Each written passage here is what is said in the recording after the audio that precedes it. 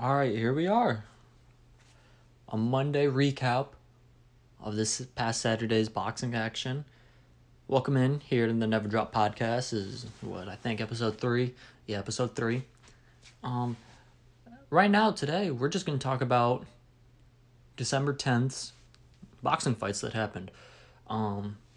Mainly we'll focus on the Terence Crawford David Afanesian fight. Because that was the fight I previewed. I put out the episode previewing it and everything. So I just want to talk about that. Obviously, Crawford scored the big knockout in the 6th round. I also want to touch a little bit on the Teofimo Lopez fight versus Martin. I'm not going to lie to you. I was focused on watching the Crawford fight, so I did not see the Teo fight. I did watch highlights. Obviously, that's not even close to the same as watching the fight, but kind of paying attention a little to the controversy around and seeing what people are saying. So I'll touch on a little bit. I don't want to spend too much time on it because, obviously, I didn't watch it, so I don't want to give any false information. But we'll touch on the controversy, see what happened. Maybe kind of talk broader about Teo as a fighter himself. But with that, let's start with Crawford and his resounding knockout over Afanesian.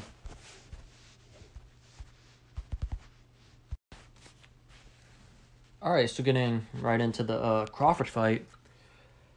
Obviously, this fight happened in Crawford's hometown, Omaha, Nebraska. It looked like a very lively crowd. Looked, really nice. But with that said, I'm gonna just put this out here, say this to start, and then we'll get more into the fight per se. But I just want to kind of throw this out. While it was a good fight, I mean, I've got to give props where props is due. BLK Prime put on a solid fight night. Granted, I do believe the commentators were in favor of Crawford a bit. But, you sign a deal to a reported $10 million deal. Of course, that's going to be your star. So you're going to talk highly of him. But overall, while it looked amazing, I'm a huge Spence fan. I'm from Dallas. I know when, your hometown fighter's fighting, I know, the vibe of the city. It's electric. And I can only imagine, Nebraska, Omaha was just like that. But the entire night, man, I just got the vibe like this was an exhibition fight. Like, we saw Chris Cyborg fight on the undercard, She admitted after the fight that she didn't even know in boxing the referees give the person a 10-second countdown. Yeah, or when they get knocked down, they get 10 seconds. Like, it just really felt like an exhibition. We see more and more of those, like Pacquiao fighting an exhibition on Saturday, actually. We see these YouTubers fighting. Man, it just had that vibe to it, like, when it shouldn't, because this is arguably one of the number one pound-for-pound fighter, fighting. This should be huge build-up. This should be everything, The entire week, I really kind of forgot that Bud was fighting. Obviously I talked about it, previewed, but if you're not a hardcore boxing fan, you're not going to know that one of the best fighters in the sport is fighting. Which, I don't know, that's worrisome to me. But, overall I think it went fine. Obviously for Crawford it went amazing. Broadcast was clean, everything was clean, it looked good in the stadium. So congrats to on that front. That was great, but just, I don't know, maybe it was just me, or I don't know, maybe it was others as well, but it just gave me sort of a vibe of, man, this is kind of an exhibition, and when it came down to fighting, it kind of looked like it. To kind of segue in right now to the actual fight itself. So if you don't know, and this is the first time you're hearing, Crawford did TKO Afanesian in the 6th round. Hit him with a nice left uppercut, and then that was all she wrote. That was it. I'll kind of talk about this fight right now. Kind of dissecting it. What I did say in my preview was that Avanesian's going to try and come on the inside. Pause. He's going to try and bring the fight to Crawford. I don't know. I wanted Crawford to fight from the outside. I think he did that better in the later rounds. Honestly, I think Avanesian might have tired himself out a little bit in the beginning rounds of the fight. He wasn't letting anything get in his way. He was getting in. He landed a nice right hand hook. Was it a hook? I'm not sure. I think it was a hook. Either way, it was a right. He landed a nice flush right on Crawford in the first round. He landed some shots. When he got on the inside, he landed shots, but he just didn't have the power. I don't think that really did anything. Crawford was smiling after these shots. Like, the crowd's reacting, ooh, and Crawford's smiling. He wasn't, even though he was getting touched a little bit, they weren't doing anything to him. So that was really telling. Along with just, I don't know, yeah, look, first 2-3 rounds I said, if you're Evan, you got to go get those rounds. Because Crawford's going to, see what he's working with. And he said after the fight, he had the exact game plan that I thought he was going to have. Heck, Evan did the exact game plan, Luke Bagman, I thought he was going to have, right? So it wasn't anything crazy out here that Evan was doing that we didn't think he was going to do. It was coming in. It was a rough and tumble. Yeah, I think that's how you say it. Rough and tumble, yeah. You know what I'm saying. He was getting in there. He was mixing it up with Crawford. He was taking shots, which broke him down, man. And I wanted Crawford to really lead with hitting the body, going at the body, kind of break him down that way. Even though he did that, I don't think he led with the body. Props to Bud. I think he did it perfectly. Because when he was going at him, he would try the upstairs shots against the high guard of Evan Dician.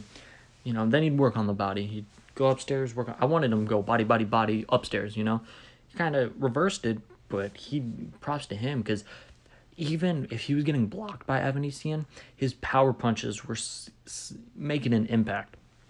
The high guard can only defend so much. You're going to get some pushback and get hit in the face, right? So, really, I just looked like Crawford was overpowering him. Come about the fourth round, man, it looked like Crawford, he was getting in there, mixing it up a little with Evan Dician, getting into, back and forths. And while, you have someone that is not even in the same stratosphere as you as a fighter, and Evan Dician with Crawford, they always have that puncher's chance. So, I was saying in the preview, I don't think Crawford necessarily needs to go and do this.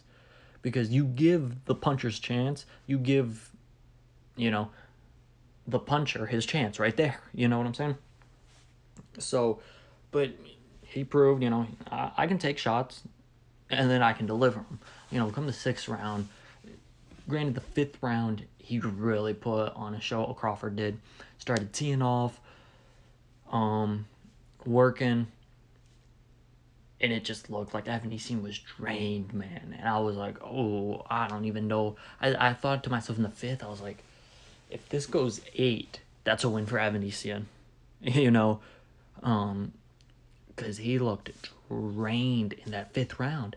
Crawford comes out in the sixth round, does what he has to do. About a minute left, hits that uppercut. Evan Dician goes down.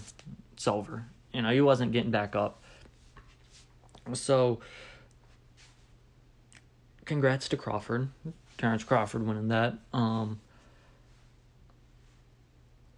Over a year he'd been out the ring. Maybe you want to say he showed a little rust. Personally, I think he looked amazing in the ring. Of course there's things you need to fix up. He was getting touched by Evan Dician a little more than, you would think he would. But, that's him mixing it up.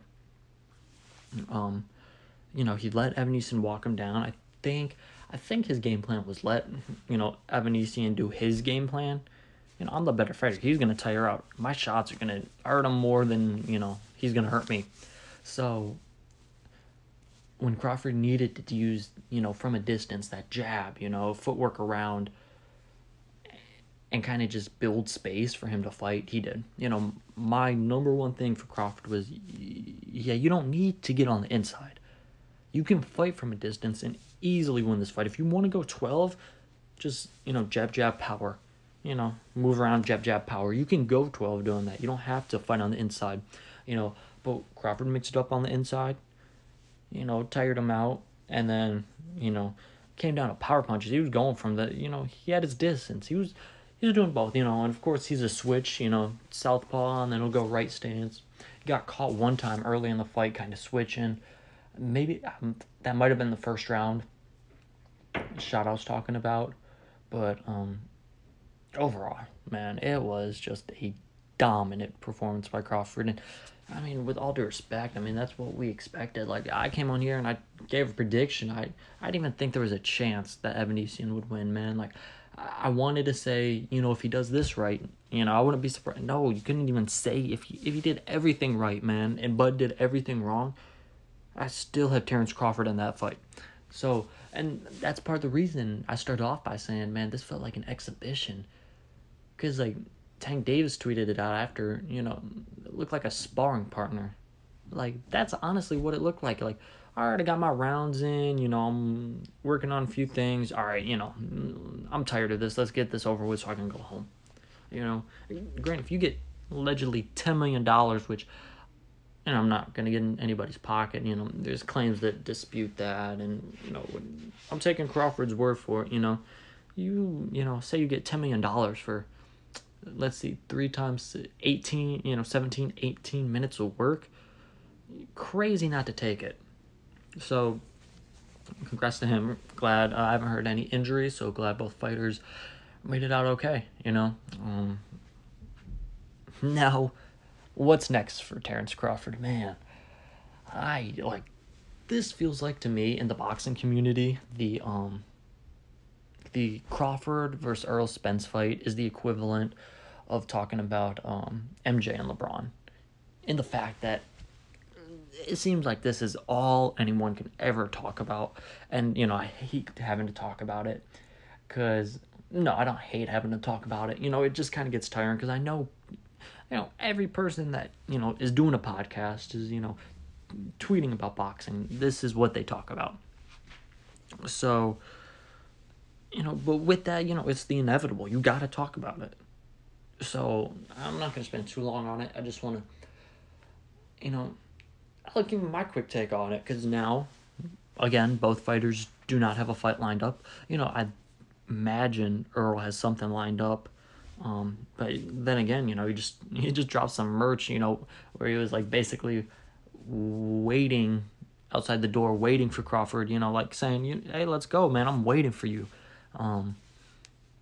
So maybe he's still, what, I'll wait till Crawford finishes, because honestly, I thought a fight with Keith Thurman would have been announced already, or Stamonis, or whoever he's gonna fight. But I guess, maybe Showtime wants to start promoting the Charlo fight on January 28th before it announces their next fight after. I don't know. I'm not into their marketing scheme, so I'm not sure. But my take right now is I don't think this fight's going to happen. And, you don't understand how much that pains me to say. I don't think this fight's happening. And I promise you, if this fight happens, I'm one of the first fans in pre-sale buying a ticket to Vegas for that fight. I promise you, and I'm rooting for Spence. I won't, I'll let you know my bias. I'm going to root for Spence. That's my guy, but I don't think this fight's happening. What happened, how do I word this? The key thing for me is, look at both the post fights for both of these fighters, okay? Spence, who happened in April, when Jim Gray asked him, all right, Earl, what's next? He said, everyone knows what's next. I want Terence Crawford, I'm going to take his belt. I'm coming for that belt. When they asked Terence Crawford, goes, yeah, I'm a free agent. We'll see what happens. Like, honestly, man, and you see the montages on Twitter, like, all the interviewers ask Crawford, yo, like, what do you see you and Earl fight? Multiple times Crawford's been like, I don't see us fighting, actually. I don't need this fight. Like, at some point, as fans, we got to stop being delusional and, like, one of these guys is not wanting to fight the other. Or it doesn't seem like that. Okay, maybe take that back. I think Crawford wants to fight Spence. But for some reason, it has to be on Crawford's terms, everything Crawford.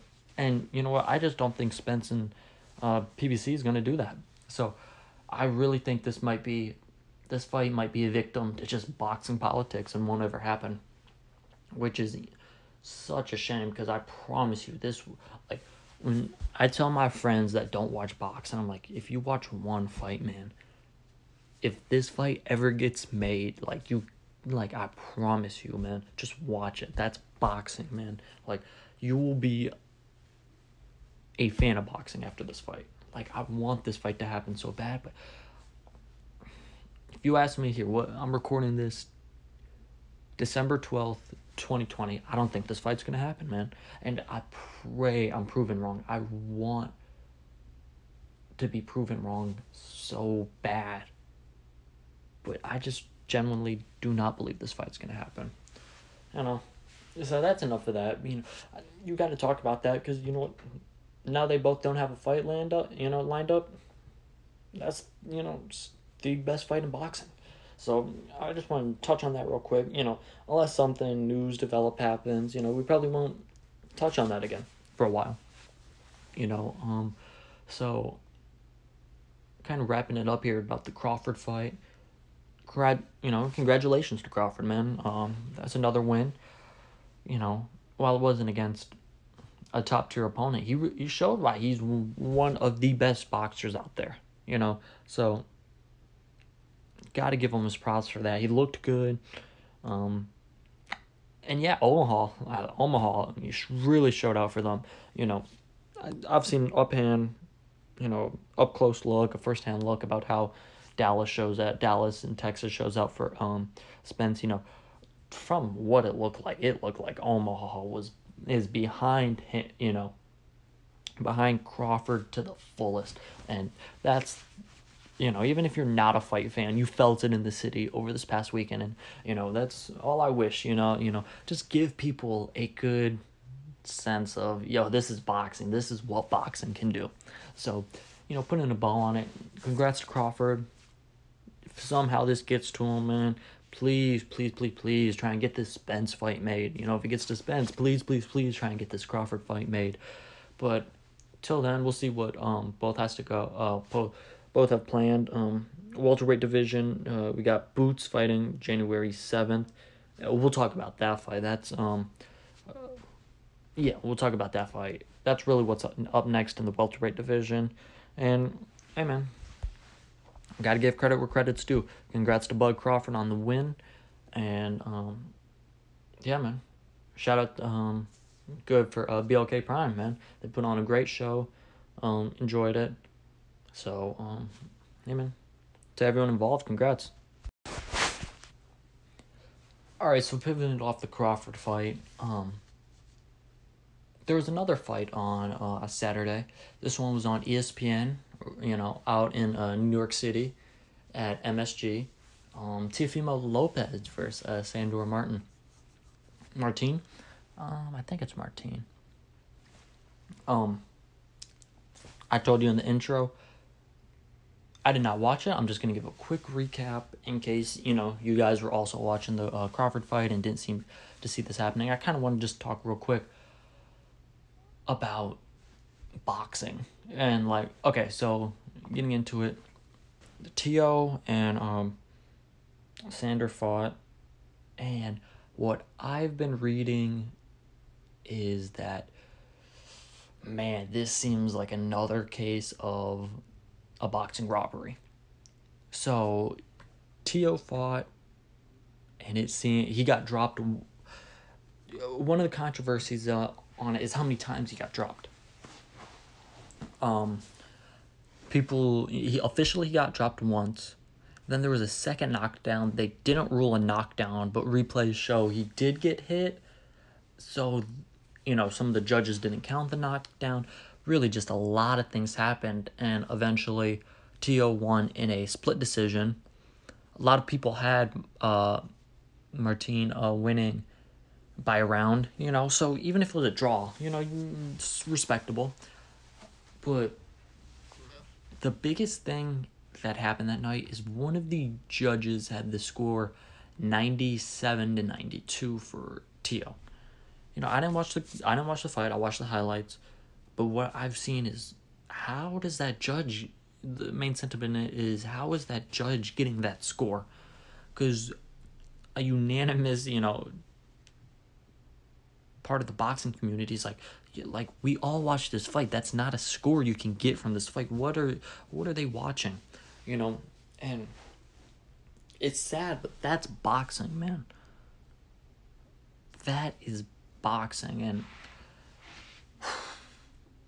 there's nothing you can do about it. At some point, if you leave it in the hands of the judge, something's gonna happen and it might not go your way. So it's a shame that, if indeed this was a Martin win and he didn't get a win, it's a shame, but, it seemed like he proved himself. But Teo, man, what scares me about him the most, and I know Devin Haney said this, he tweeted this, he talked about how, man, Teo's just not the same after Kambosos. Okay, fighters can say that, whatever. What scared me is I did see this. The cameras picked up Teo after the fight, like in the ring still. He's like asking, like, people like, yo, like, do I still have it? Like, do I still have this boxing thing? And that scares me. Like, I've never been a boxer, but I've played sports, right? I have played competitive sports. If you don't have the mentality, like, I'm the best. I'm a beat. Anyone in front of me, they're in my way. They got to move. You know what I'm saying? Like in any sport. But I can only imagine in boxing, if you doubt yourself for even a quick second, man, like, what does this do to his mindset going into his next fight, man? Like, you got to really bring that out. Like, you can get into, slumps, and this is why we see fighters, drop out for, mental illness and just like having to focus on themselves, right? So for Teo, man, I wish him nothing but the best, and same with Martin. I really hope for Teo. Like, man, you gotta get out of the funk, man. You were that guy before Kambosos fight, man. Maybe if you don't get back to that guy, man, you gotta get back to it. I'm a bad dude. So with that fight, I'll go back, rewatch it, see exactly what, where the controversy is, but it seems like Teo might have lost that fight, and I don't know what's next for him in this lightweight division, man. He's talking, wants to fight Ryan Garcia in the future, yada, yada, yada. Right now, it seems like the lightweight division's, going forward, and they're kind of leaving Teo behind. So it'll be interesting to see what Top Rank, ESPN does with him for his next fight. But whatever it is, I hope, he comes out, he shows out, really, because that's all you want from boxers. So, I'm not going to talk about the insight, give analysis of a fight I didn't watch. But, yeah, again, if Martin was robbed, man, that's awful, feel bad for the guy. But at the end of the day, it's sad to say, but that's boxing. Alright, so, that's my quick recap of the fights that went on what was that, December 10th. I just wanted to get on here, mainly talk about the Crawford fight because that's the one I tuned in for. But, man, just talk about, I want to do that, that's a big night for boxing, you know? So, just talk about it real quick. Appreciate you guys tuning in, listening. Let's see, what do we have planned? I know Frank Martin fights this weekend. I want to preview that fight, so look out for a potential episode coming later in this week previewing that fight. It's let's see. This is a big fight. Boxing. I don't want to mess up the opponent's name. Michael Rivera. I don't know how I thought I'd mess that up. Just got to double check. Versus Frank Martin. I'm looking. I think I will preview that. If I don't preview it, expect a recap coming. So, something's coming out from that fight. This kind of look ahead. Then Christmas, so I might not have an episode there. We'll see. I'm pretty sure not, because Christmas is on a Sunday. I don't think too many people are boxing on Christmas Eve. Then we get right into the new year. Boots, I mentioned him. He fights January 7th as the co-main on the Tank Davis card. We'll have coverage for that one. Don't worry. We'll have wall-to-wall coverage on that one. Preview, fight week, recap, preview, everything.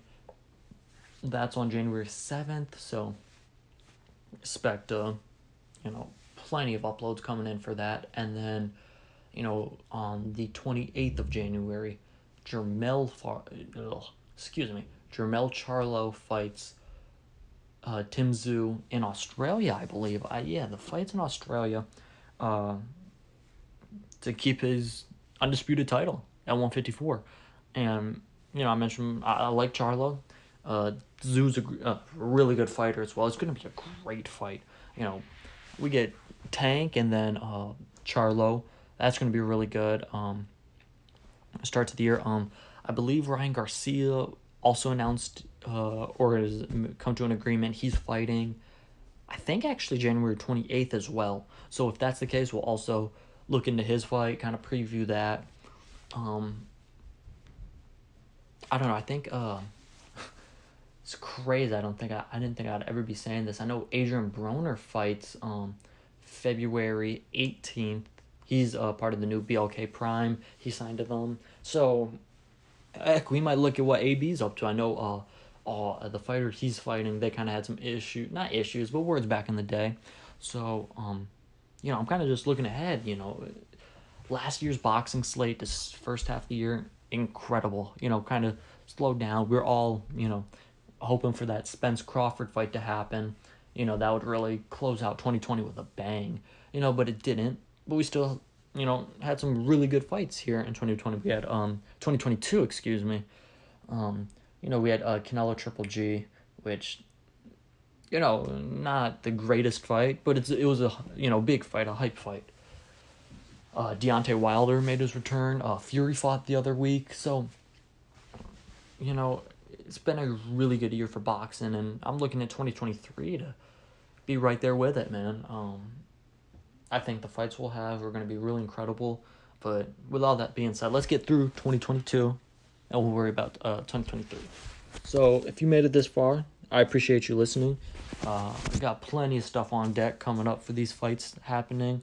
And, hey, man, stay tuned. I'm trying to make this a big thing, man. I'm trying to get this Never Drop podcast, one of them ones, you know what I'm saying? So I appreciate y'all listening in. I'll catch you on the next episode. Peace.